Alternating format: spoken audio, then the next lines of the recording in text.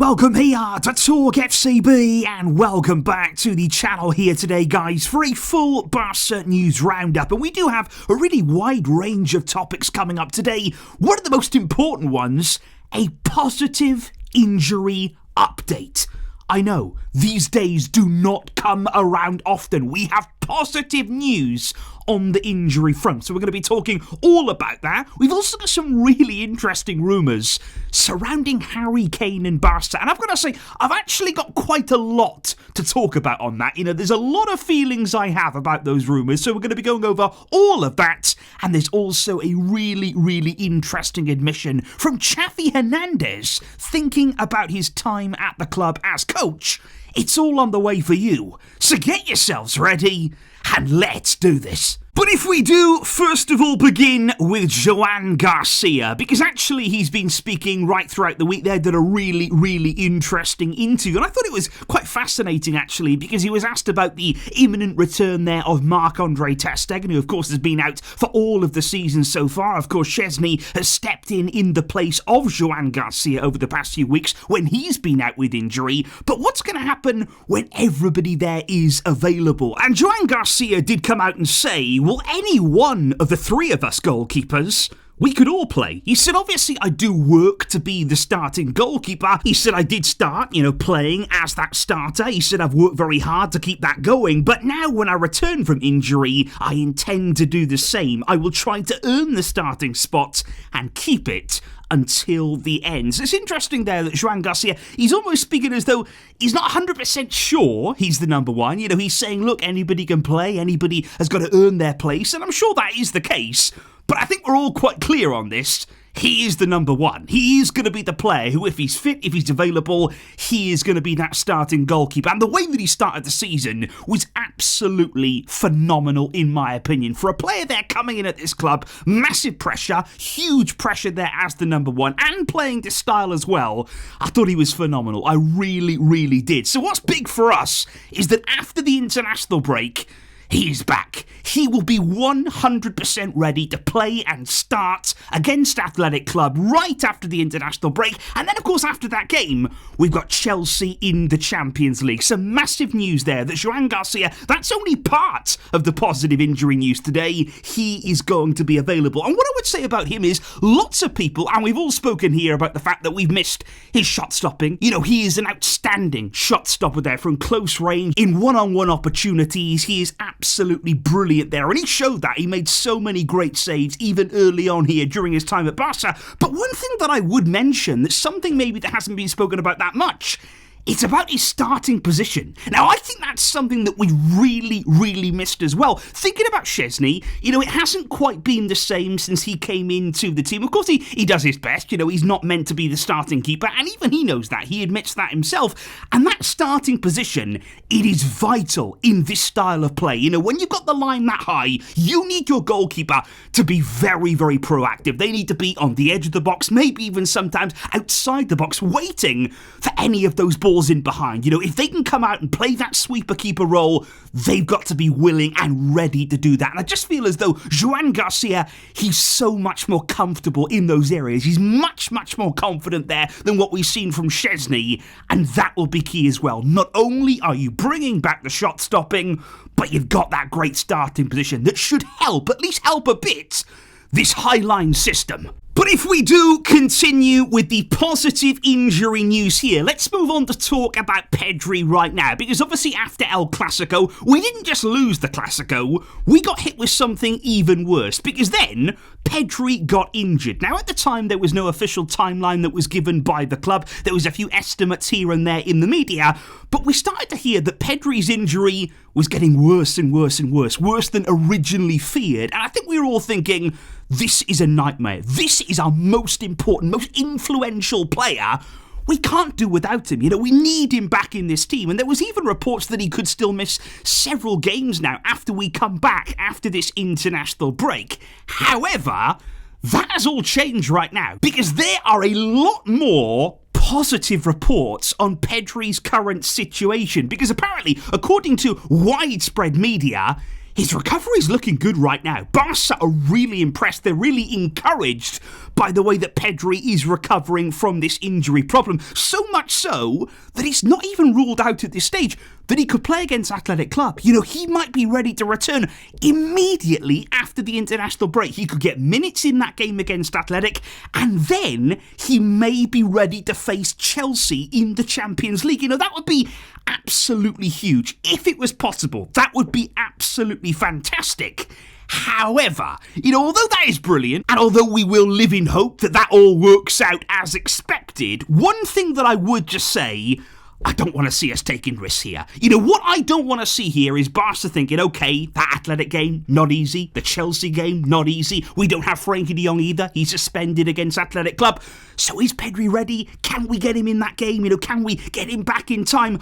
I don't want to see Barca take unnecessary risks here because, you could get him back. You may be able to just force him into that game, but then you run the risk of a potential relapse. You run the risk of losing him for even more games. That would be an absolute nightmare scenario here. So it would be great if he could be back. It would be great if he could return right after the break, but only if he is 100% ready. Don't take risks and don't cut corners. And the perfect example of that kind of risk that you take, let's talk about Raphinha. Now, he is somebody who suffered an injury right back at the end of September. Now, we've desperately wanted him back game by game by game, and of course then it looked like he was going to be back. It looked as though with maybe the Clasico in mind, the club were thinking, okay, we can get him back here. What happened? He suffered a relapse there. It wasn't quite the right time. It was unfortunate. It was unlucky. And Raphinha now, he's missed 9 games in total. He's been out, like I say, for several weeks here. And boy, have we missed him. Such a key player to be without. But again, guys, the good news continues. The good news is here.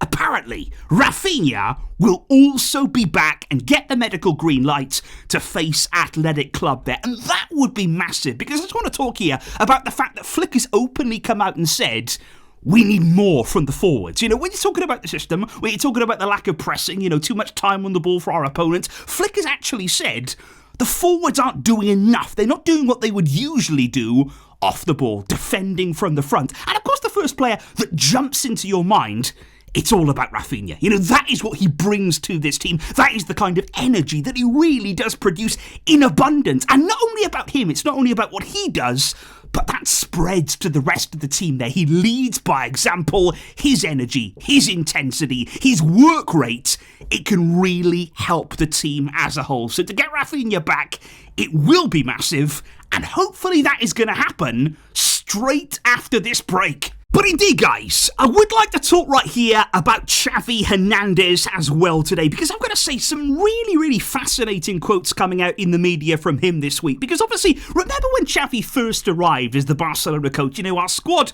was in a really bad place. He didn't have a great deal to work with. He had to rely on loans, of course, in his first transfer window when he arrived as coach. And yet, he transformed things overnight. Xavi's initial spell was some of the best football I've seen. In recent years at Barca, he was absolutely phenomenal. What he was able to do with a really depleted squad, low on confidence, under real pressure, financial difficulties, it was an incredible start to Xavi's reign. And I think from there, at times it didn't quite kick on. We weren't able to go to the next level, even maybe with better players. When the pressure ramped up even more for the biggest of titles, thinking about the Champions League, we were not quite able to take that next step. Now, I've always been thinking, well, why was that? Xavi set so many great foundations, he was doing so many things well, but it did just seem to sort of fall apart towards the end of his time as coach. Now, why indeed was that? Xavi has been incredibly open, really honest when analysing his time as the Barca coach, because he admitted, I started my coaching career at Barca with really high demands for the players, for the club as a whole, as the club was coming out of a period where there weren't so many demands. The standards were not exactly high when Xavi took over, of course. Things were really slipping. The club was in a really negative place. So Xavi helped to bring those standards up, and very quickly as well.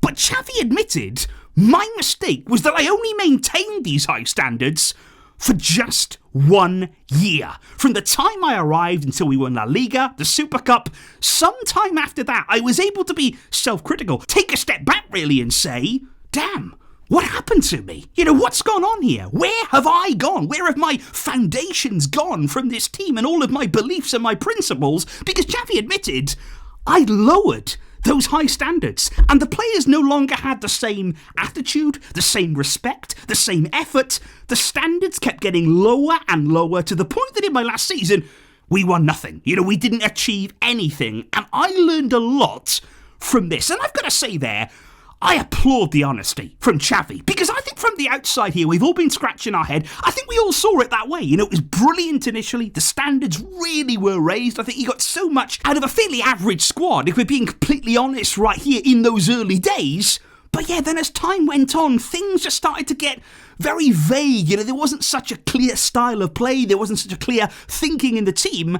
And Xavi is admitting here that, yeah, as time went on, he lost sight of himself. As a coach, he lost sight of his own belief. And of course, the players, as a result of that, they stopped giving more. They stopped playing with the same intensity, with the same effort. And that is unfortunately what we saw at the end of Xavi's time at the club. But I thought those insights there, guys, they were absolutely fantastic and really, really intriguing to hear that honesty from Xavi. However, guys, we do have to move on to what I genuinely believe here is a really, really intriguing rumour that we're hearing. Obviously, it's the international break. Obviously we hear lots of different things from the media.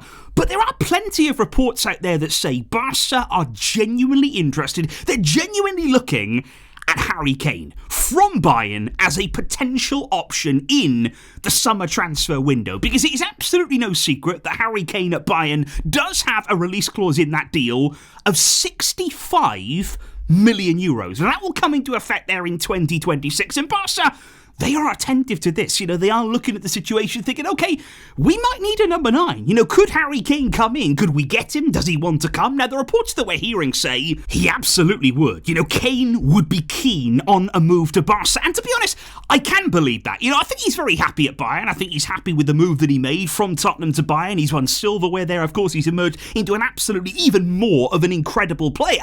But I do believe Kane is somebody here who wants to challenge himself, who does want to be competing for the biggest honours, who also wants the spotlight on him. I feel as though during his time at Tottenham, he was doing extraordinary things. He was putting in unbelievable displays, incredible numbers. But again, you don't get the full exposure there. You don't get the full credit that maybe you deserve. And that's why he made that move to Bayern. And would he then now want to make a move to Barca? But is it a move that we should make? Is it a move here that makes sense from Barca's point of view? Because let me just give you a few details here. Harry Kane is currently 32 years old. He will turn 33 in the summer transfer window. Now, so far this season, though, despite his age, he has scored 26 goals in 22 games and 4 assists. A lot of people say, oh, well, he's playing in the Bundesliga, goals are a little bit easier to come by maybe. But yeah, sure. But he's also did it in the Champions League, and he also did it in the Premier League before he even joined Bayern. Harry Kane is a proven goal scorer. Now, what is interesting about him is that price tag, in my opinion. Because sure, he's not the youngest player ever. You're not going to get sort of 10 years out of him there. He's not a maybe long-term option in terms of the number 9 role. But say you move into the summer here, and Barca, they need a 9. They need to replace Robert Lewandowski. They need somebody to come in. We've heard rumours there linking us to, say, Julian Alvarez.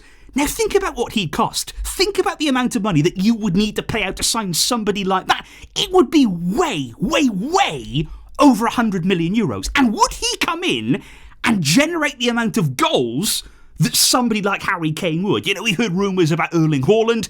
It ain't going to happen. It's massive money, and it's just not going to happen right now. Barca are not in a position to do that. So for 65 million euros, I think it is interesting, because we would almost be repeating here what we did with Robert Lewandowski back in 2022, signing him at the peak of his powers from Bayern Munich.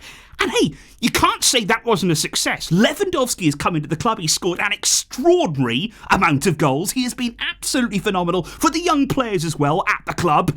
And it has been a success. That transfer fee was absolutely worth paying for Barca.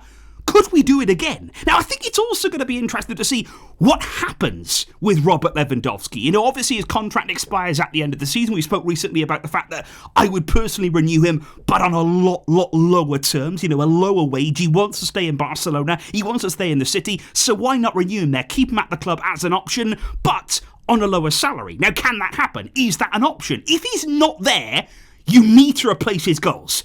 And there are not many players out there, in my opinion right now, looking at number 9s, who can replace Lewandowski's goals. Kane is one of the few. And he does fit Barca's style of play. You know, I look at his overall game, he is outstanding with the ball. It is not just about goals with him, which is incredible because he scores a huge amount of goals. But his overall play is fantastic there. He's got a great touch. He brings players into the game. He's got great movement. He's got such intelligence on the ball. You know, he's got a number of assists as well this season. Harry Kane is the complete package.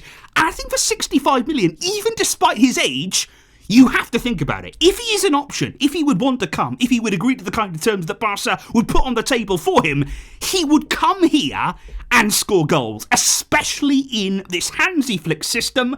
And I think it's one to keep an eye on. I understand that people would be a little bit sceptical because of the age, because of the long-term picture. But like I say, who else are you going to bring in for that kind of money? These days in football, transfer fees are astronomical. You are not going to pick up a player of his quality for less than 100 million. You're just not. It won't happen. So for that amount of money, I think we have to consider it. I think Barca have to be looking in that kind of direction if we are looking to replace the goals of Robert Lewandowski. And like I say, guys, there are few players in world football who are genuinely capable of that. So I'm so intrigued here. What do you make of these Harry Kane rumours? You know, it's very, very early days. It may just be speculation. But I just thought right here in the international break, it's a great time to discuss it. It's a great time here to just understand, what are we feeling as fans? You know, would you see him come in and have a real impact? You know, could he succeed in this team? Would you pay 65 million euros to get him even at his age? Is that a deal that would be a good one for Barca? Please do let me know, guys, in the comments down below on everything that we have discussed in today's video. I will wait to hear from you. But thank you indeed for the support, guys, and I will see you soon. But until next time, as always, Vesca El Barça.